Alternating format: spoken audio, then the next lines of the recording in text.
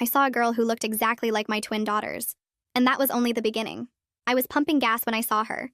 She looked just like Taylor and Delia, only older. Maybe 6 instead of 4. I almost called out to her before I caught myself because my girls were at preschool. Just a funny coincidence, I thought. But then another little girl came out of the store and my hand froze on the gas pump. The second girl was identical to the first one. They were twins. Twin girls who looked exactly like my twin girls, just 2 years older. Their mom was loading them into a silver minivan, and I found myself walking over before I could think about what I was doing. "Excuse me," I called out, my voice shaking. The woman turned around and smiled politely, but her expression changed when she saw my face. "Oh God, you have them too," she whispered. "How old are yours?" I couldn't speak for a moment because her question made no sense but also made perfect sense. 4, I managed to say. "Twin girls. They're at preschool." She nodded slowly and looked around the parking lot like someone might be watching us. "Mine are 6 and there's another set in my neighborhood that's 8, she said quietly. "We've been trying to figure out what happened to us for 2 years." I felt like the ground was tilting under my feet. "What do you mean, what happened to us?" The woman pulled out her phone and showed me a photo that made me grab the side of her van for support. It was a playground photo with at least 10 sets of identical twin girls, all different ages, all with the exact same face as my daughters. "We call ourselves the Mirror Mothers," she said, putting her phone away. "There are 37 families that we know about so far, all with identical twin girls who look exactly the same no matter what year they were born." She pressed a business card into my hand with just a phone number on it. "Call Belle tonight. She's been investigating this for 3 years."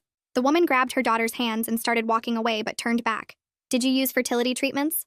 I shook my head because I'd gotten pregnant naturally. "Check your bank records from 2019. We all thought we got pregnant naturally too." I abandoned my errands and drove straight home. Charlie was at work and the twins were at preschool and I had 2 hours to figure out what was happening. I found our bank statements from 2019, and there it was. A $30,000 withdrawal I didn't remember labeled medical expenses. My hands shook as I called the number on the card. "Is this about the twins?" A woman answered immediately. "Yes," I said. "I just saw another pair at the gas station." Belle sighed like she'd had this conversation before. "Can you meet me right now? Don't go to the preschool first. Just meet me at the coffee shop on 3rd. I drove there in a daze and found Belle sitting with 5 other women at a corner table. They all looked up when I walked in and I could see they'd all been crying. "Sit down," Belle said. "What I'm about to show you is going to change everything." She opened her laptop and turned it toward me. On the screen was a medical document with my name on it from a clinic I'd never heard of. "Reproductive Health Solutions." "I've never been to any fertility clinic," I said. But Belle was already pulling up more documents. "You have. We all have. Look at the signatures." She showed me consent form after consent form with my signature, all dated during a 3-week period in 2019 that felt fuzzy in my memory. "I was visiting my sick mother that month," I said, but even as I said it, I wasn't sure. Belle clicked to another file. "Every single one of us has the same gap in our memories. 3 weeks we can't quite remember, always with some excuse for why we were away. But even if we all had fertility treatments, that doesn't explain why all the children look identical," I said. Belle's face darkened. "No, it doesn't. And that's where it gets worse." She pulled up a missing persons database and typed in a name. A photo loaded that made every mother at the table gasp. It was our daughter's face, but on a woman who'd gone missing in 2018. Her name was Ariana Miley. She was 20 when she disappeared. She had an identical twin sister who also vanished the same day. My phone started ringing and it was the preschool. "Mrs. Steck, we're calling about Taylor and Delia," the voice said, but it didn't sound like their usual teacher. "There's been an incident and we need you to come pick them up immediately." "What kind of incident?" I asked, but Belle was already shaking her head and mouthing, "Don't go," at me. "Your daughters are fine, but there's been a gas leak and we're evacuating," the voice said. I knew the preschool's evacuation protocol, and they never called parents because they took the kids to the church next door. "I'll be right there," I lied and hung up. Belle was already on her phone. "They're moving on us," she said to someone. "Pack up now." Another mother at the table was typing frantically. "My neighbor just texted that there are black SUVs at my house," she said. Belle slammed her laptop shut. "Everyone get your twins and run. Don't go home. Don't go to their schools." But my phone buzzed with a text from an unknown number. The message was a photo of Taylor and Delia in a white room I'd never seen before, sitting next to 2 young women who looked exactly like them but 20 years older. And one of them was holding up a sign that said, "Stop looking or we take them all back." I stared at the photo on my phone and my hands started shaking so bad I almost dropped it. The white room looked like a doctor's office or maybe a lab, and Taylor and Delia were sitting on a bench looking confused but not scared. The 2 women next to them had their exact faces but older, like looking at my daughters in 20 years, and one of them held up that sign telling me to stop looking, or they'd take them all back. Belle grabbed my arm hard and pulled me toward the door. "We need to leave right now," she said. "They know we're here." I followed her out to the parking lot, still staring at the photo, trying to understand how someone had my daughters when they were supposed to be at preschool. Belle unlocked her car and practically shoved me into the passenger seat before running around to the driver's side. The other mothers from the coffee shop scattered to their own cars, and I watched them all drive away in different directions like they'd practiced this before. Belle started driving fast through side streets while I pulled out my phone and called Ronald. It rang 4 times and went to voicemail. I called again. Voicemail. My breath was coming in short gasps, and I kept seeing that photo in my head. My babies in that white room with those women who looked like them. Belle turned down another street and I called Ronald a 3rd time, my finger shaking on the screen. What if someone was already at our house? What if they'd gone there looking for me?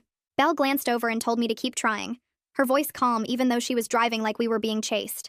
I hit redial again and again, watching the phone ring and ring, panic flooding through me so strong I felt sick. Ronald finally answered on my 6th call and he sounded annoyed. What's wrong, Beth? I'm in a meeting.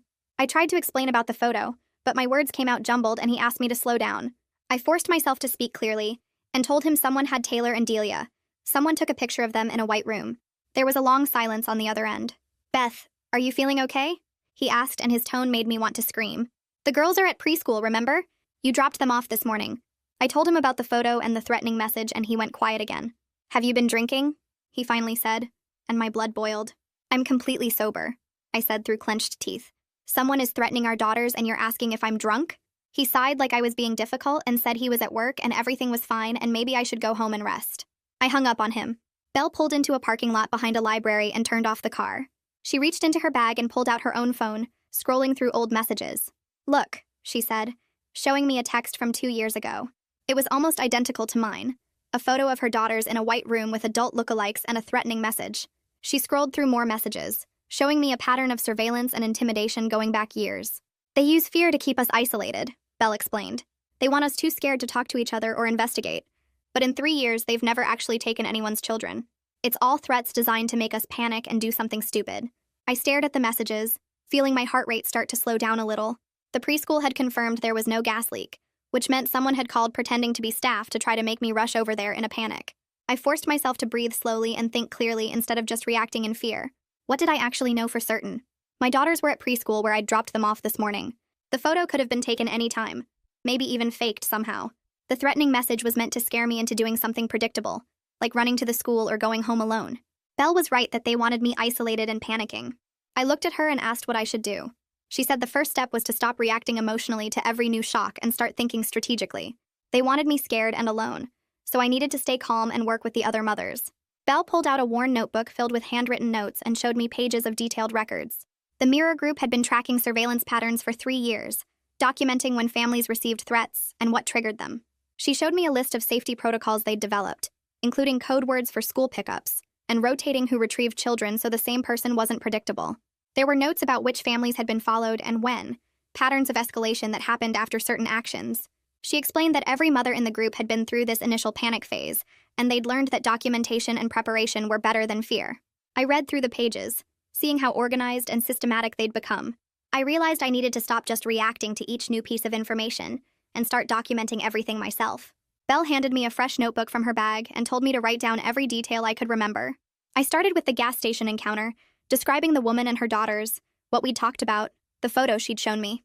I wrote about finding the bank statement, the medical expenses I didn't remember, calling Belle and coming to the coffee shop. I documented the fake preschool call, the threatening text, every detail I could think of. Writing it down made it feel more real, but also more manageable, like something I could understand and fight against instead of just being terrified. Belle started the car and said we should go pick up my daughters together using the safety protocols. We drove to the preschool and I went inside to talk to the director while Belle waited in the parking lot. I explained that I needed to add someone to my authorized pickup list and establish a code word for emergencies. The director looked concerned but agreed, and I gave her Belle's name and chose a code word that only Taylor and Delia would know. Then I brought Belle inside and introduced her and we went to the classroom together. My daughters saw me and came running over, completely happy and unaware of any danger. I hugged them so tight they squirmed and asked why I was squeezing so hard. I told them I just missed them and helped them gather their things. Belle followed us home in her own car and came inside while I got the girls settled with snacks and turned on cartoons. She did a quick walk through our house, checking windows and doors, looking for anything obviously wrong. Everything seemed normal, but she suggested I change the locks as soon as possible and install a basic camera system. She wrote down the name of a security company that several Mirror mothers had used and said they were good about being discreet. I thanked her for everything, and she gave me her personal cell number, telling me to call anytime day or night if anything else happened. She was leaving just as Ronald's car pulled into the driveway. Ronald came in looking shaken and defensive. his tie loose and his face pale. Belle calmly introduced herself as someone helping families affected by reproductive health solutions, and I watched his reaction carefully. His face went completely white when she said the clinic name, and for just a second I saw guilt flash across his features before he covered it with confusion. "What are you talking about?" he asked, but his voice wasn't steady. Belle looked at me and said she'd let us talk privately, then left through the front door. Ronald stood in the hallway staring at me, and I realized he knew something he hadn't told me. The question was how much he knew and why he'd kept it secret. I walked straight to Ronald and closed the door behind us, my hands shaking as I held the bank statement. He looked confused and worried, probably wondering why Belle just introduced herself with that clinic name, and I didn't give him time to make excuses.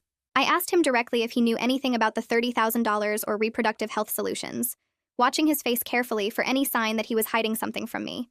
He shook his head immediately and said we got pregnant naturally, that I must be confused or mixing things up with someone else's story. His voice had that careful tone he uses when he thinks I'm being irrational, the same one he used when I wanted to quit my job after the twins were born, and it made my blood boil. I shoved the bank statement at him and told him to look at the date, to look at his own signature authorizing the withdrawal. He stared at the paper for what felt like forever, his face going pale as he traced the numbers with his finger. Finally, he admitted he remembered me being gone for a few weeks that spring, something about visiting my sick mother in another state. I felt my stomach drop because my mother wasn't sick in 2019. She was perfectly healthy and living 2 hours away, and I would never leave my 4-month-old twins for weeks to visit her. Ronald kept staring at the statement like it might change if he looked long enough, and I realized he genuinely didn't remember either. We both had this fuzzy gap in our memories from the same time period, and that scared me more than anything else that had happened today. That night I couldn't sleep even though I was exhausted from the emotional chaos. I waited until Taylor and Delia were down for the night, checking on them 3 times to make sure they were really asleep and safe. Then I went to our home office and started pulling up everything I could find from 2019. Old emails loaded slowly on my laptop, and I scrolled through months of messages looking for anything about a trip or medical appointments. There was almost nothing useful, just some generic emails about grocery pickup, and a few messages to friends saying I was busy with the twins. I found photos from that time period showing Taylor and Delia as tiny babies, but none of the pictures had dates or locations that proved where I actually was. My calendar from 2019 had some appointments marked, but they were vague entries like doctor or errands that could mean anything. I searched through our credit card statements looking for hotel charges or plane tickets, but there was nothing except normal purchases at local stores. It was like those 3 weeks had been carefully erased from every record, leaving just enough generic evidence that I couldn't prove they never happened. I pulled out old photo albums and tried to remember taking specific pictures, but my memories felt slippery and uncertain. The harder I tried to grab onto concrete details, the more they seemed to slide away from me. I found myself staring at a photo of me holding the twins on what was supposedly my birthday that year, but I couldn't remember the actual day or who took the picture. Ronald came in around midnight and found me surrounded by papers and old photos, tears running down my face. He sat next to me without saying anything, and we both just looked at the evidence of time we couldn't remember living through. I lay in bed that night replaying every memory I had from 2019, trying to find something solid I could hold on to. I remembered the twins being born in January. That part was clear and real with specific details about the hospital and the nurses. But after that first few months, things got fuzzy in a way that didn't make sense. I should remember every day with my newborn babies, every feeding and diaper change and sleepless night, but instead I had this vague sense of time passing without actual memories attached to it. Ronald was asleep next to me, his breathing slow and steady, but I felt completely alone with this growing horror. Weeks of my life were just missing, replaced with a story about visiting my mother that never actually happened. I got up and checked on Taylor and Delia again, standing in their doorway watching them sleep in their matching beds. They looked so peaceful and innocent, and I thought about how someone had violated my body while I was unconscious to create them. I loved them completely, and they were my daughters in every way that mattered, but their existence was tied to a crime I couldn't even fully remember. I went back to bed and stared at the ceiling until dawn started creeping through the windows, my mind going in circles trying to understand how this could have happened to me. The next morning, I called Belle as soon as the twins were occupied with breakfast and cartoons. She answered on the first ring like she'd been waiting for my call, and I told her about the memory gap and how Ronald couldn't remember that time clearly either. Belle sighed and said every single mirror mother has reported the exact same experience, 3 weeks in 2019 that feel like looking through fog. She explained that they've been working with a neurologist who specializes in drug-induced amnesia, someone who's been consulting with their group quietly for the past year. Belle gave me his name and office number, saying he's been helping them understand how someone could have erased weeks of memories while implanting false ones about being away.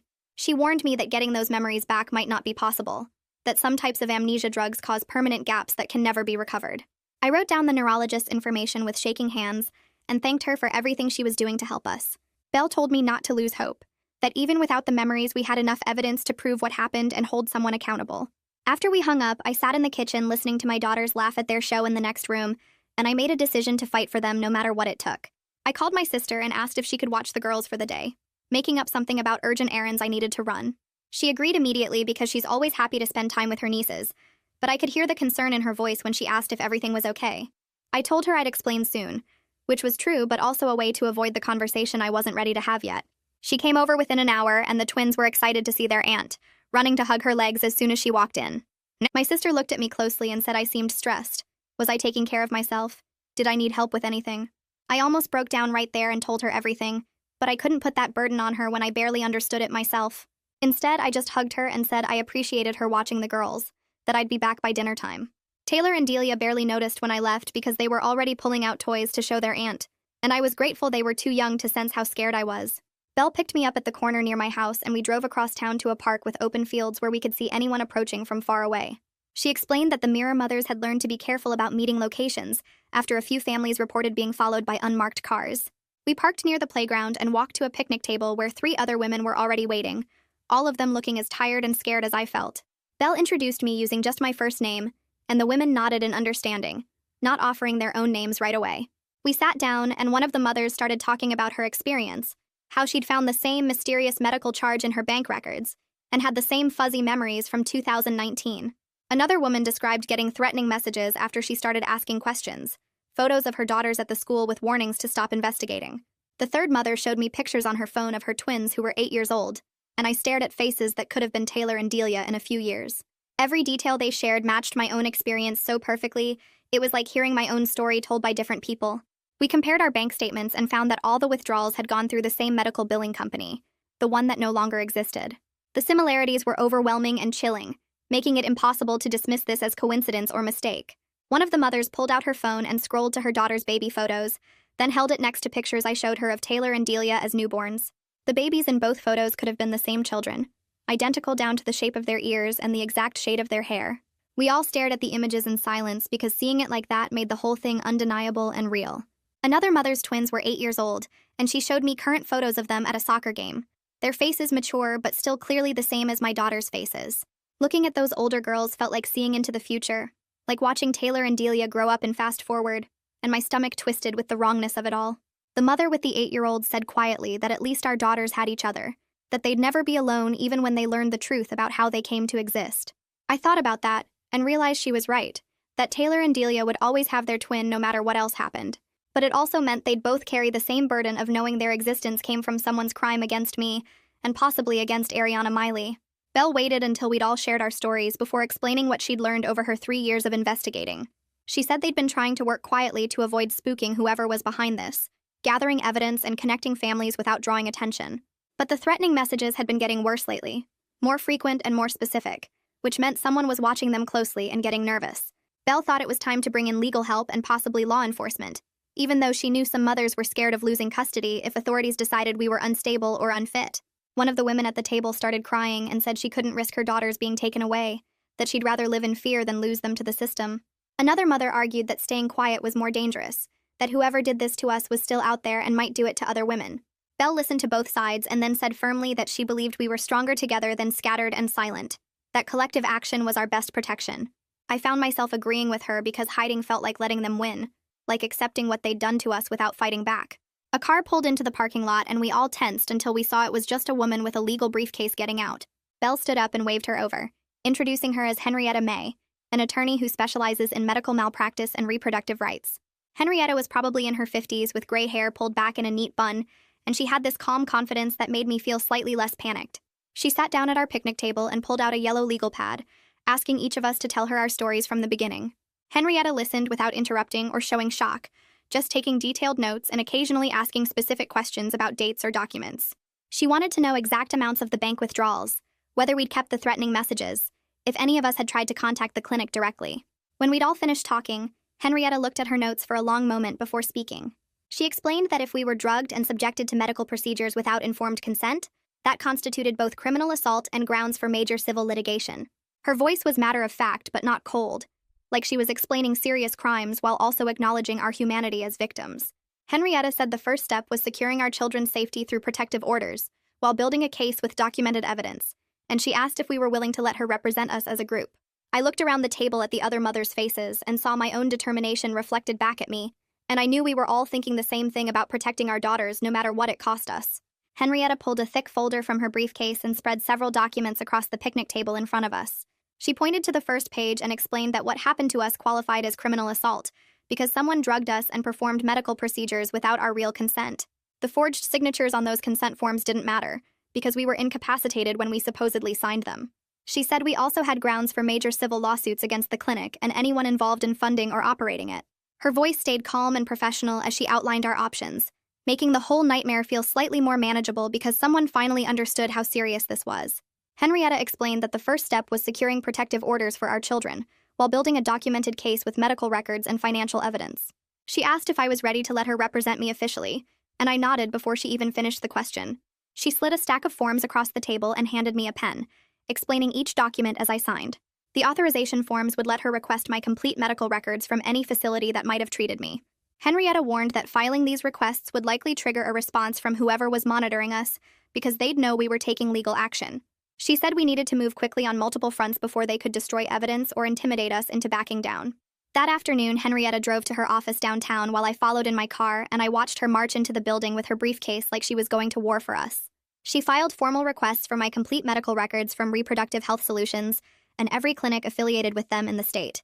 Henrietta also sent a certified letter to the clinic demanding they preserve all documents related to my case, which she explained created a legal obligation they couldn't ignore without facing serious penalties. She called me an hour later to confirm everything was filed and said the clock was ticking now. I sat in my car in the parking lot staring at my phone and trying to process that I'd just officially started a legal battle against people who'd violated my body and created my children through some twisted experiment. I drove home rehearsing how to tell Ronald everything I'd learned because I knew he'd resist believing it at first. He was in the kitchen making coffee when I walked in, and he smiled at me before noticing my expression. I pulled out my phone and showed him the photos Belle had given me of all the identical twin girls from different families. Ronald stared at the screen and his face went pale as he scrolled through image after image of children who looked exactly like Taylor and Delia. He kept saying this couldn't be real, and asking if someone photoshopped the pictures as some kind of sick joke. I showed him the bank statement with the $30,000 withdrawal, and the medical documents with my forged signature. Ronald sat down heavily at the kitchen table and put his head in his hands, and I could see him starting to believe it despite every part of him wanting to reject it. He looked up at me with this sick expression and asked what we were supposed to do now. I told him about Henrietta and the legal case we were building, and he just nodded slowly like he was in shock. Ronald was quiet for a long time before he admitted something that made my stomach drop. He said he'd been getting strange calls at work over the past few months from someone asking about our family situation. The caller wanted to know if we were satisfied with our fertility outcomes and if we had any concerns about our daughter's health or development. Ronald thought it was just some weird marketing survey and hung up after the first few questions, but now he realized they were checking on us. I felt anger rising in my chest because he'd never mentioned these calls before, but I pushed it down because getting mad wouldn't help anything. I asked if he remembered any other details about the calls, and he said the person always called from a blocked number and sounded professional like they were reading from a script. We went upstairs to where Taylor and Delia were playing with blocks in their room, and I knelt down to their level with a smile I didn't feel. I told them we were going to play a new safety game where they had to hear a special code word from anyone who wanted to pick them up from the school. Ronald suggested using their favorite cartoon character's name, and the girls got excited about having a secret password. I made them practice saying the code word back to me and explaining that they couldn't go with anyone who didn't say it first, even if it was someone they knew. Delia asked if this included Grandma, and I said yes. It included everyone until Mommy or Daddy told them the game was over. The girls thought it was fun and went back to their blocks, completely unaware that I was trying to protect them from people who might try to take them away. That evening, Belle called while I was making dinner, and I stepped out onto the back porch to talk privately. She said another Mirror mother just received a threatening letter at her workplace warning her to stop asking questions about the clinic. The letter didn't make any specific threats, but the message was clear, and the woman was terrified because now her coworkers knew something strange was happening with her family. Belle said the Mirror mothers were meeting tomorrow to coordinate a unified response because she believed we were stronger together than scattered and afraid. I agreed to be there and asked what time, writing it down on my hand because I couldn't find paper. Belle's voice was steady, but I could hear the strain underneath, and I realized she'd been carrying this burden alone for 3 years before finding the rest of us. I barely slept that night, getting up 4 times to check that all the doors were locked and the windows were secure. Each time I walked past Taylor and Delia's room, I pushed their door open quietly to make sure they were safe in their beds. Every car that drove past our house made my heart race, and I found myself standing at the window watching headlights sweep across our yard. Ronald found me there at 2 in the morning and guided me back to bed, but I just lay there staring at the ceiling. I realized I couldn't live like this forever, jumping at every sound and imagining threats around every corner. Something had to change, or this fear would consume me completely. At the Mirror Mothers meeting the next day, we gathered at a different coffee shop across town, and Belle introduced us to a man named Stuart Garrett. Stuart was a forensic accountant who volunteered his time helping victims of financial crimes, and he had this calm confidence that made me feel like maybe we could actually figure out who was behind all this. He explained how to trace shell companies and hidden money flows, using words I didn't fully understand but trusting that he knew what he was doing. Stuart said following the money was often the best way to identify the people pulling the strings, because eventually every transaction led back to a real person or organization. He pulled out a laptop and showed us examples of corporate structures designed to hide ownership, pointing out patterns we should look for in our own records. Stuart asked us all to bring every financial document we had from 2018 through 2020, including bank statements, credit card bills, and tax returns. He said patterns would emerge when we looked at multiple families' records together, especially if the same shell companies or billing entities showed up repeatedly. Stuart explained that whoever funded the clinic probably used the same financial infrastructure for all of us, which meant comparing our records could reveal connections we'd miss looking at them individually. I made a mental note to dig through our filing cabinet as soon as I got home because I wanted to give Stuart everything he needed. Belle thanked him for helping us, and he just shrugged and said, "Nobody should get away with doing this to families." I drove straight home and pulled every financial document from our filing cabinet, spreading bank statements and tax returns across the kitchen table. Ronald was still at work, and the girls wouldn't be home from preschool for another hour, giving me time to sort through 5 years of records without explaining what I was doing. I found receipts, credit card bills, and investment statements from 2018 through 2022, organizing them by year, and typed the way Stuart had explained. My hands moved automatically, scanning each page into the secure folder he'd set up, but my brain kept circling back to those consent forms with my signature. The $30,000 withdrawal stared at me from the 2019 statement, and I photographed it from 3 different angles to make sure Stuart could see every detail. Looking at the actual numbers made everything feel more solid and less like some crazy story I might have imagined. These were real transactions, real money that came out of our account, real evidence that something happened to me even if I couldn't remember it. My phone rang just as I finished uploading the last document and Stuart's name flashed on the screen. He didn't waste time on small talk, jumping straight into what he'd found in the records I'd sent earlier. The medical billing company that processed my $30,000 withdrawal was called Cascade Health Services, and it had been dissolved exactly 6 months after my payment went through. Stuart explained that legitimate medical billing companies don't just disappear like that, especially not ones handling fertility treatments that require years of follow-up care. He'd run the company's tax identification number through several databases and found it was created 3 months before my withdrawal and shut down 9 months later, which meant it existed for less than a year total. That wasn't a real business, he said. That was a shell company set up specifically to move money and hide the source. Stuart kept talking, his voice getting more excited as he traced the connections deeper. Cascade Health Services was owned by a parent corporation called Meridian Biotech Holdings, which was itself owned by another company, and that company was owned by another one in a chain that went back 5 levels. He said this kind of corporate structure was designed to hide who actually controlled the money and made decisions, creating so many layers that investigators would give up trying to follow the trail. But he'd spent all afternoon mapping it out, and at the very top of the ownership chain was a private investment firm with direct ties to Reproductive Health Solutions. The same clinic that had my forged consent forms was connected through this complicated web of shell companies to the billing company that took my money. Stuart said this level of hiding usually meant someone was protecting themselves from lawsuits or criminal charges, because honest businesses don't need 5 layers of corporate protection. The next morning, Henrietta called to say she'd received a response from Reproductive Health Solutions, and I could hear the anger in her voice before she even read me the letter. The clinic's lawyers had sent a formal reply stating they had no records of any patient named Beth Stockton, and suggesting I must be confused about where I received treatment. They claimed their patient privacy protocols were extremely strict, and they would never release information to third parties without proper authorization, which made it sound like Henrietta was the problem instead of them. The letter went on to say that making false accusations against medical facilities was a serious matter that could result in legal consequences for defamation, and they hoped I would reconsider my claims before taking any further action. Henrietta said this was classic gaslighting, trying to make me doubt my own evidence and scare me away from investigating. But she'd dealt with this kind of corporate intimidation before, and it usually meant they were hiding something big enough to fight over. Belle texted me that afternoon asking if I could talk securely, and I locked myself in the bedroom away from the girls. She said she'd been in contact with a former employee from Reproductive Health Solutions who was willing to talk about what happened at the clinic, but the woman was terrified of losing her nursing license or facing retaliation. Belle had been building trust with her for months, sharing information slowly, and proving that the Mirror Mothers were serious about getting justice. The woman finally agreed to meet in person, but only in a very public place where she could blend into crowds and leave quickly if she felt unsafe. Belle said this employee had worked in the procedure rooms and witnessed things that made her quit, and she'd been carrying guilt about staying silent for almost 3 years. Her name was Amira Singh, and Belle was setting up a meeting for tomorrow at the Westfield Mall during the busy lunch rush. We met Amira at the food court, choosing a table near the center where we could see everyone coming and going. She was a small woman in her 30s wearing a baseball cap and sunglasses, even though we were indoors, and her eyes kept scanning the crowd like she expected someone to recognize her. Belle did most of the talking at first, thanking Amira for being brave enough to meet us and promising we'd protect her identity as much as possible. Amira pulled off her sunglasses and I could see she'd been crying, her eyes red and tired like she hadn't slept in days. She said she needed to tell someone what she'd seen because the guilt was eating her alive, and she couldn't let them keep doing this to women who trusted doctors to help them. Her hands shook as she described the clinic's procedures, explaining that women would come in thinking they were having routine fertility consultations to discuss their options. The clinic would offer them coffee or tea while they waited, Amira said, and the drinks were mixed with sedatives that kicked in within 15 minutes. The women would start feeling drowsy and confused, and staff would tell them it was normal to feel relaxed during the consultation. Then they'd be moved to procedure rooms where doctors would perform egg retrievals, while the patients were unconscious or too sedated to understand what was happening.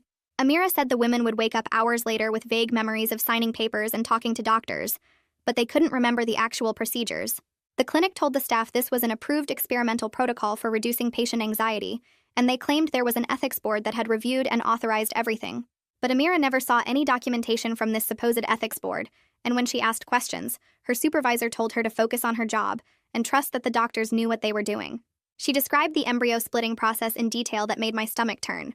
After harvesting eggs from sedated patients, the clinic would fertilize them and then use a technique to split the embryos into identical genetic copies. Amira said each embryo could be split into 4 or 5 copies that were genetically identical to each other, creating multiple embryos from a single fertilization.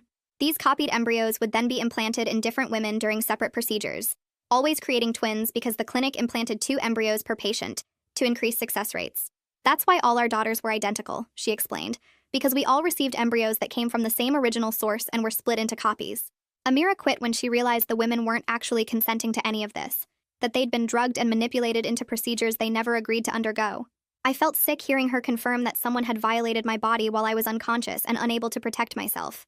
My hands gripped the edge of the table and I had to focus on breathing slowly to keep from throwing up right there in the food court. Amira saw my reaction and reached across to touch my arm, her voice quiet and full of regret. She said she was sorry, that she should have reported what was happening years ago, but she was afraid of losing her nursing license and never working in medicine again. She'd convinced herself that maybe the women had consented to something she didn't understand, that maybe there was paperwork she hadn't seen that made it all legal. But watching the Mirror Mothers organization form and seeing families like mine trying to figure out what happened to them made her realize she couldn't stay silent anymore. Henrietta had been sitting quietly through all of this, taking notes on her phone and letting Amira tell her story without interruption. Now she leaned forward and asked if Amira would be willing to sign an affidavit describing everything she'd witnessed at the clinic. An affidavit was a sworn written statement that could be used as evidence in court, Henrietta explained, and it would mean Amira was officially going on record about the illegal procedures. Amira sat back and stared at her hands for a long moment, and I could see her weighing her career against doing what was right. She finally nodded and said yes, she would sign whatever Henrietta needed. She knew it would probably end her career in reproductive medicine, because no clinic would want to hire someone who testified against their industry. But she couldn't let them keep doing this to women, couldn't let more families go through what we were experiencing. Henrietta pulled out her laptop and started drafting the affidavit right there at the food court table, asking Amira specific questions about dates and procedures while people walked past us eating mall pretzels and shopping bags. Henrietta pulled out her laptop right there and started typing up the affidavit, while Amira answered her questions about specific dates and procedures. I sat there listening to Amira describe how they sedated women through drinks offered during consultations, how the procedures took 3 to 4 hours while patients were unconscious, how the staff was told this was approved research. My hands gripped my coffee cup so hard I thought it might break. We spent another hour at that table going over every detail Amira could remember before Henrietta printed the document at a nearby copy shop and had Amira sign it in front of a notary. Amira's hand shook as she wrote her name, and I knew she was giving up her whole career to help us. Over the next few days, Stuart called me 3 times with updates about what he was finding in the financial records. He traced the money from Reproductive Health Solutions back through 2 shell companies to a biotech investment firm called Meridian Genetics. I looked up Meridian online and found corporate language about genetic optimization research and improving human health outcomes, which sounded nice until you realized they were talking about creating identical children without anyone's permission. Stuart sent me a diagram showing how money flowed from Meridian to the shell companies to the clinic, and he said this kind of setup was designed specifically to hide who was really funding the operation. He found payments going out to at least 15 different fertility clinics across 6 states, which meant this wasn't just happening to us, but to women everywhere. Belle called me the same week with something she'd discovered about Ariana Miley. She'd been searching through old news articles and found a small story from 2017 about twin sisters who were egg donors at a fertility clinic in Ohio. The article mentioned their names, Ariana and her sister Sophia, and included a photo that made my breath stop. It was our daughter's faces on 2 young women standing outside a medical building. Belle had contacted the clinic pretending to be a journalist writing about egg donation, and they confirmed both sisters had been active donors until they suddenly stopped showing up in early 2018. The clinic filed missing person reports when the sisters didn't respond to calls or emails, but the police investigation went nowhere because there was no evidence of anything bad happening. Belle said both women vanished within 3 days of each other, and nobody ever figured out where they went. I sat on my couch staring at the photo Belle had sent me, and the understanding of what this meant felt like being crushed under something huge. Our daughters weren't just similar to Ariana because of some weird coincidence. They were genetic copies made from her stolen DNA, created in a lab and implanted in me while I was drugged and helpless. Someone had taken a missing woman's genetic material and used it to make dozens or maybe hundreds of identical children without telling anyone. I thought about Ariana and Sophia, 2 young women who'd been trying to help other people have babies by donating their eggs, and how they'd disappeared right when this whole thing started. My hands started shaking and I had to put my phone down. Taylor and Delia were playing with blocks in our living room, building a tower that kept falling over, and they were laughing every time the blocks crashed down. I watched them and felt this complicated mess of feelings I couldn't sort out. They were my daughters in every way that mattered.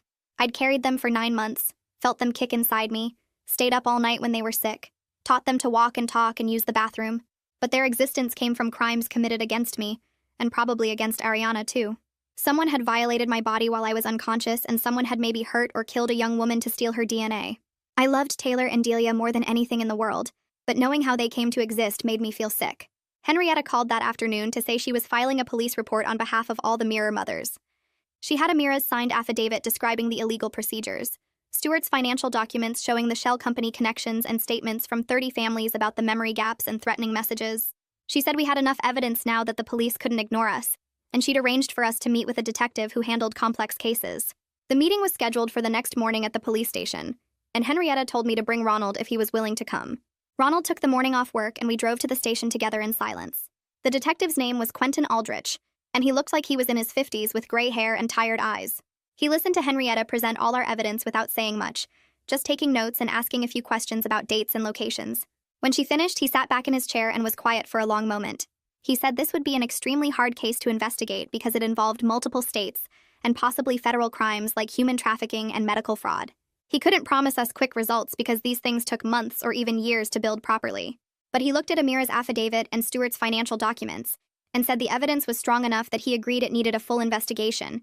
He told us to keep documenting everything and to be extra careful about our safety, because people who committed crimes like this usually didn't want to be exposed. That night, I woke up to a loud beeping sound and Ronald shaking my shoulder. Our new security system was going off and the alarm company was calling to ask if we were okay. Ronald ran downstairs and looked out the window, and he said he saw someone running away from our back door toward the street. The police came within 10 minutes, but they didn't find anyone in the area, and the officer said whoever it was had run off when the alarm started. I was shaking so hard my teeth were chattering, and Ronald had to hold me up while the police checked our whole house to make sure nobody had gotten inside. The officer found marks on our back door like someone had been trying to pry it open, and he took photos for his report. After the police left, I couldn't stop shaking, and Ronald sat with me on the couch until the sun came up because I was too scared to go back to sleep. Belle called the next morning when she heard about the break-in attempt. She said we should think about temporarily moving in with other Mirror mothers who had better security, maybe someone with a house that had a full alarm system and cameras everywhere. I told her I didn't want to pull Taylor and Delia out of their home and their normal routine because they were already dealing with enough stress from sensing that something was wrong. Belle understood but said we needed to add more protection. So that afternoon, Ronald took another day off, and we had a security company install additional cameras covering every angle of our house and motion sensors on all the windows. The company also put in better locks on all the doors and gave us panic buttons we could press if we needed help. Ronald told his boss he was taking the whole next week off to stay home with us, and for once his company didn't give him trouble about it. The break-in attempt changed something in Ronald. He stopped questioning whether I was overreacting or making things too big, and he started really helping with the investigation instead of just going along with it. He pulled out all his old records and went through them looking for anything that might be useful, and he found some credit card statements from 2019 that showed charges at restaurants and stores near where the clinic used to be. He also started remembering more details about that time, like how I'd seemed tired and confused when I came back from wherever I'd been, and how I'd had some bruising on my arms that I'd said came from bumping into things. He felt terrible that he hadn't questioned it more back then, but I told him none of us understood what was happening. Quentin called a few days later to say the police were opening a formal investigation into reproductive health solutions and Meridian Genetics. He said they were coordinating with federal agencies because the crimes crossed state lines, and they'd be interviewing other mirror mothers and trying to find more witnesses like Amira. He warned us that opening a formal investigation would probably make whoever was behind this more desperate, and we should expect them to try harder to scare us into staying quiet. He told us to call him immediately if anything else happened, and he gave us his personal cell phone number in case we needed to reach him after hours. I thanked him and hung up, feeling both relieved that someone official was finally taking this seriously and terrified about what might happen next. 2 days later, a thick envelope arrived by certified mail requiring my signature, and when I opened it, I found legal letterhead from a firm I'd never heard of representing reproductive health solutions. The letter said I was making false accusations that damaged their reputation, and if I didn't stop immediately, they would sue me for defamation and seek damages in excess of $1 million. My hands shook so badly I could barely read the rest of it, which went into detail about how my claims were unsubstantiated and malicious, and how they had witnesses who would testify I was never a patient at their facility. I called Henrietta right away, and she asked me to scan the letter and send it to her, then told me not to worry, because this was a standard intimidation tactic used by people trying to scare victims into silence. She said we had evidence on our side, and they were the ones who should be worried about lawsuits, not us. Over the next few days, Belle started getting calls from other mirror mothers who'd received the exact same threatening letter from the same law firm, all demanding we stop our investigation or face legal action. Belle organized an emergency video call with everyone, and Henrietta joined to explain our rights and why we shouldn't back down. Henrietta said the letters proved we were getting close to something they wanted hidden, and the best response was to stand together and refuse to be silenced. She drafted a joint statement for all of us asserting our right to investigate crimes committed against us and demanding accountability for what had been done to our families. We all signed the statement, and Henrietta sent it back to the law firm, making it clear we weren't going to stop looking for answers just because they tried to threaten us. A few days after that, Belle got a call from a local journalist who said he'd heard rumors about a fertility clinic investigation and wanted to know if we'd be willing to talk to him. Belle immediately called Henrietta to discuss whether we should go public with our story, and Henrietta said media attention might actually protect us by making it harder for anyone to harm us quietly. We held another group meeting to decide together, and most of the mothers agreed that staying silent hadn't kept us safe, so maybe it was time to let people know what was happening to us. The consensus was that we should do the interview but be very careful not to name our children or show their faces, focusing instead on the medical violations and financial fraud. Belle coordinated with Henrietta about what we could and couldn't say legally, and then 3 of us, including me, met with the journalist at a neutral location. We told him about the memory gaps and the mysterious medical charges and the threatening messages, showing him some of the documentation Stuart had gathered about the shell companies. The journalist took careful notes and recorded our conversation, and he seemed genuinely shocked by what we were describing. He promised to verify everything we told him before publishing, and to protect our children's identities. A week later, the story ran in the local paper with the headline, "Local Mothers Allege Fertility Clinic Conspiracy," and suddenly we weren't alone anymore. The article laid out the basic facts about the 37 families with identical daughters and the evidence of unauthorized medical procedures, and it included quotes from Henrietta about the legal violations. Within hours of the article going online, Belle's phone started ringing with calls from people who'd experienced similar things, and by the end of the day, 3 more families had come forward with the same memory gaps and mysterious medical charges from 2019. Each new family that joined us made our case stronger and harder to dismiss as just coincidence or confusion, and the Mirror Mothers Network grew to over 40 families in just a few days. The new families brought their own documentation and memories, adding more pieces to the puzzle we were trying to solve. One mother had saved emails from the clinic that contradicted their claims about never treating patients, and another had credit card receipts from restaurants near the facility during her missing 3 weeks. Quentin called Belle a few days after the article came out to say the police had obtained a warrant to search the old Reproductive Health Solutions facility, which was now operating under a different name doing regular fertility treatments. He couldn't share details about what they were finding during the search, but his tone suggested they were discovering significant evidence that supported our claims. He told Belle to let all the Mirror mothers know that the investigation was moving forward, and we should continue documenting everything. Stuart called me that same week to say he'd traced a series of payments from the biotech firm to a private security company, which finally explained how they'd been monitoring and intimidating us for so long. The security company specialized in surveillance and asset protection, and the payments lined up perfectly with when different Mirror mothers had reported being followed or receiving threats. Henrietta added this information to our growing evidence file, and said it might be enough to get restraining orders against both the biotech firm and the security company. A few weeks later, I got a formal notice to appear before a grand jury to testify about my experience with reproductive health solutions. Henrietta prepared me for what to expect, explaining that I would be alone in the room with the jurors and a prosecutor, and I should just tell the truth about what happened to me. Walking into that courthouse was one of the hardest things I'd ever done, knowing I was about to describe the memory gap and the threatening messages to a room full of strangers. I sat in the witness chair and forced myself to stay calm and factual as the prosecutor asked me questions about 2019 and the bank withdrawal and everything that had happened since I met the woman at the gas station. The grand jurors listened carefully, and some of them took notes, and a few asked their own questions about the threatening photo and whether I felt safe at home. I told them everything I could remember, trying to keep my voice steady even though my heart was beating. So fast I thought they could probably hear it. After about an hour, they thanked me and I left, feeling drained but relieved that I'd gotten through it. 2 weeks later, Quentin called to tell us the grand jury had voted to indict 3 executives from Reproductive Health Solutions on charges including assault, fraud, and conspiracy. He said this was a major step forward in holding people accountable for what they'd done to us, though he warned that the legal process would take months or years to fully resolve. The indictments meant the case was moving from investigation to prosecution, and the executives would have to face trial for their crimes. With criminal charges finally filed, Henrietta shifted her focus to building our civil case for damages and helping us secure permanent protective orders against anyone connected to the clinic. She explained that we would probably never get full justice for what had been done to us, but we could at least get safety for our families and financial compensation for the harm we'd suffered. Ronald and I started going to therapy together 3 weeks after the grand jury indictments came down.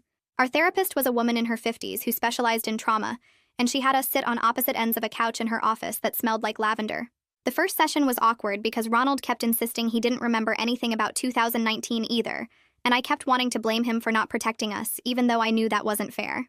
The therapist asked us both to describe what we lost when we found out about the clinic, and I started crying when I realized I'd lost my sense of safety in my own memories. Ronald admitted he felt like he'd failed as a husband and father, which was the first time he'd said anything that vulnerable since this whole thing started. Over the next few weeks, the therapist helped us see that we were both victims of the same crime, just in different ways. She explained that my anger at Ronald was really anger at the people who did this to us, and his defensiveness was shame about not being able to fix it. We started doing homework assignments where we had to tell each other one thing we appreciated about how the other person was handling the situation, which felt stupid at first but actually helped. By the second month, we were holding hands during sessions instead of sitting on opposite ends of the couch. At home, Taylor and Delia went to preschool and played with their toys and asked for snacks like nothing had changed.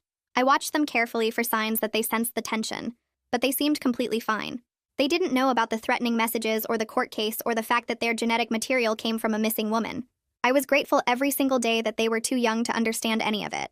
Sometimes I would look at their faces and feel this complicated mix of love and grief, knowing what had been done to create them, but also knowing they were real children who deserved normal, happy lives. I hoped they would never have to carry the burden of knowing how they came into the world, that we could protect them from that knowledge at least. Ronald and I agreed we wouldn't tell them anything until they were much older, if ever, and we made sure to keep their routines exactly the same no matter what was happening with the legal case. The Mirror Mothers group met every 2 weeks at different locations, and at one meeting, Belle announced she wanted to formalize us into a real organization. She'd been talking to lawyers about setting up a nonprofit focused on supporting affected families and pushing for stronger laws around reproductive rights. Everyone agreed it was a good idea because we needed structure and funding if we were going to help families beyond just our own group. Belle drafted bylaws and filed paperwork with the state, and within 3 months we had official nonprofit status. The organization was called the Mirror Mothers Coalition, and Belle became the executive director because she'd been investigating this for 3 years and knew more than anyone. She channeled all that knowledge into building something that could last beyond our individual cases, creating resources for families and working with lawmakers on policy changes. We set up a website and a hotline, and almost immediately we started getting calls from families in other states who'd had similar experiences. Belle hired a part-time assistant to help manage the workload, and suddenly we weren't just victims anymore, we were advocates. I volunteered to help other families navigate the legal process because I'd learned so much from my own experience with Henrietta. When new families called the hotline scared and confused, I could tell them exactly what to expect and what documents to gather. I explained how to find a good lawyer and what questions to ask the police and how to protect their children while the investigation happened. Helping others gave me a sense of purpose that went beyond just keeping Taylor and Delia safe. Every time I walked a new mother through the steps, I felt like I was taking back some power from the people who hurt us. One woman called me crying because she'd just found the bank withdrawal and didn't know what to do, and I stayed on the phone with her for 2 hours helping her make a plan. Another mother needed help understanding the legal documents her lawyer sent, so I met her at a coffee shop and went through everything line by line. It felt good to use what I'd learned to make the journey less scary for other people. 6 months after that day at the gas station when I first saw Hattie and her daughters, a thick envelope arrived from the biotech firm's insurance company. Inside was a settlement offer for $800,000, which was more money than Ronald and I had ever seen in one place. The letter said the payment was contingent on signing a non-disclosure agreement that would prevent us from talking about the case publicly or joining any class action lawsuits. I called Henrietta immediately, and she told me not to sign anything. She explained that the insurance company was trying to pick off families one by one with individual settlements that included gag orders, which would make it harder to hold the company accountable publicly. The money was tempting because we had legal bills and therapy costs, and I'd cut back my work hours to deal with everything. But Henrietta said we'd likely get more in a class action anyway. More importantly, she reminded me that staying silent would mean other families might go through the same thing without warning. I talked to Ronald about it that night after the girls were in bed, and he admitted the money would solve a lot of our immediate problems. We could pay off the credit cards and fix the car, and maybe even put some away for the twins' college fund. But then he said he didn't think he could live with himself if we took money to stay quiet while the clinic kept operating under a different name. We called Belle and found out that several other families had received similar offers, and she was organizing a group response. At the next Mirror Mothers meeting, we all agreed to refuse the individual settlements and pursue a class action lawsuit instead. Henrietta's legal team estimated it would take 3 years to fully resolve, but we were committed to transparency over quick money. We signed a joint statement saying we wouldn't accept any settlement that included non-disclosure agreements, and Henrietta filed the class action paperwork on behalf of 42 families. The insurance company wasn't happy, but we'd made our choice. A few weeks later, Quentin called with an update that made me sit down hard in a kitchen chair. The criminal investigation had expanded to include Ariana Miley's disappearance, and they'd found evidence at the old clinic site suggesting her genetic material had been harvested and stored there. He couldn't give me all the details because it was an active investigation, but he said Ariana's family was finally getting some answers after years of not knowing what happened to her. The police had also connected the clinic to a network that trafficked genetic material from vulnerable women, often targeting those who were already in difficult situations. Quentin explained that the executives being prosecuted weren't just guilty of what they did to us. They were part of something much bigger and darker. Knowing that our case might help solve Ariana's disappearance made the whole thing feel more important, like maybe something good could come from all this pain.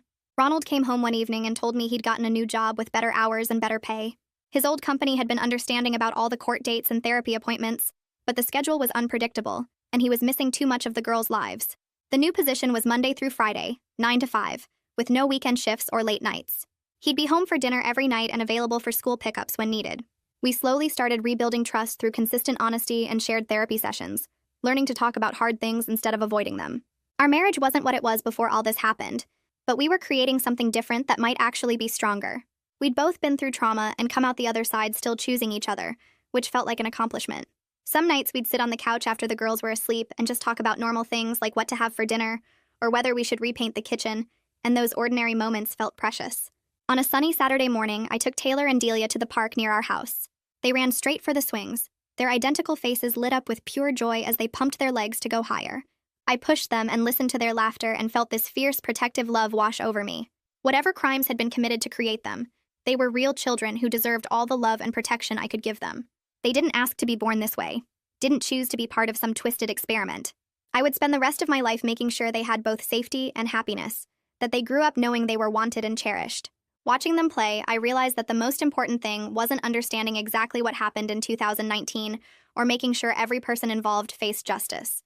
The most important thing was these two little girls on the swings, giggling and asking me to push them higher, living their lives without the weight of knowing how they came to be. The criminal trial began on a cold Monday morning with news vans parked outside the courthouse and reporters shouting questions as we walked in. I attended every single day of testimony alongside other Mirror Mothers, and we sat together in the courtroom as a visible reminder that the defendants had hurt real families with their actions. Belle organized our seating so we filled 2 entire rows, and some days there were so many of us that people had to stand in the back.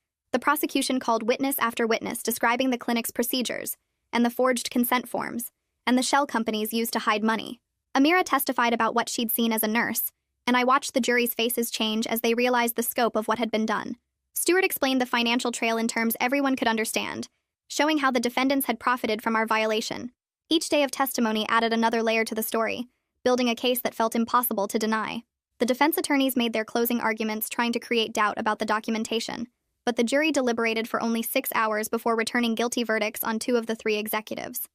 The third executive had already accepted a plea deal the week before in exchange for testifying against his partners, which Quentin told us was unusual in cases this complicated. He pulled me aside after the verdict and said the combination of Amira's testimony, Stuart's financial records, and our documented experiences created an overwhelming case that the jury couldn't ignore. I sat in that courtroom with the other Mirror mothers and watched the executives get led away in handcuffs, and it felt like something heavy finally lifted off my chest. Belle transformed the Mirror Mothers Support Network into an official nonprofit organization within 2 months of the verdict. She secured grants from 3 foundations that fund reproductive justice work, and we hired a part-time coordinator to help families navigate the legal system and find counseling services. Families from Oregon, Nevada, and Colorado reached out after seeing news coverage of the trial, all describing the same pattern of memory gaps and identical twin daughters. What started as my personal crisis at a gas station had grown into a national movement pushing for stronger protections and oversight of fertility clinics. Belle organized quarterly gatherings where affected families could meet and support each other, and watching dozens of identical little girls playing together at these events still gave me chills, but also made me feel less alone. A full year passed since that day I saw the twins at the gas station, and I found myself sitting at my kitchen table on a Saturday morning, watching Taylor and Delia work on art projects with their matching serious expressions. I realized I wasn't constantly checking the windows anymore, or jumping every time my phone rang. The civil lawsuit was still moving through the courts, but Henrietta felt confident we would win a substantial settlement, and more importantly, Reproductive Health Solutions had permanently closed and could never hurt anyone else. Ronald and I had rebuilt our marriage through months of honest therapy sessions, and we were actually happy together again, in a way that felt stronger than before, because we'd fought through something terrible and survived it. I spent several hours each week helping new families navigate their own cases, using everything I'd learned to make their path easier. The Mirror Mothers organization was working with state legislators on new laws requiring better informed consent and oversight for fertility procedures. Life wasn't perfect, and my daughters would eventually need to know the truth about their origins. But right now, they were thriving 4-year-olds who loved painting and playing pretend. I watched their identical faces light up as they showed me their artwork, and I felt nothing except fierce love and gratitude that I'd fought hard enough to protect them and create something good from something terrible. Well, that's the grand conclusion of whatever that was. If you stayed to the end, congratulations. You clearly enjoy chaos. Go on, subscribe, and make this bad habit official. No judgment here.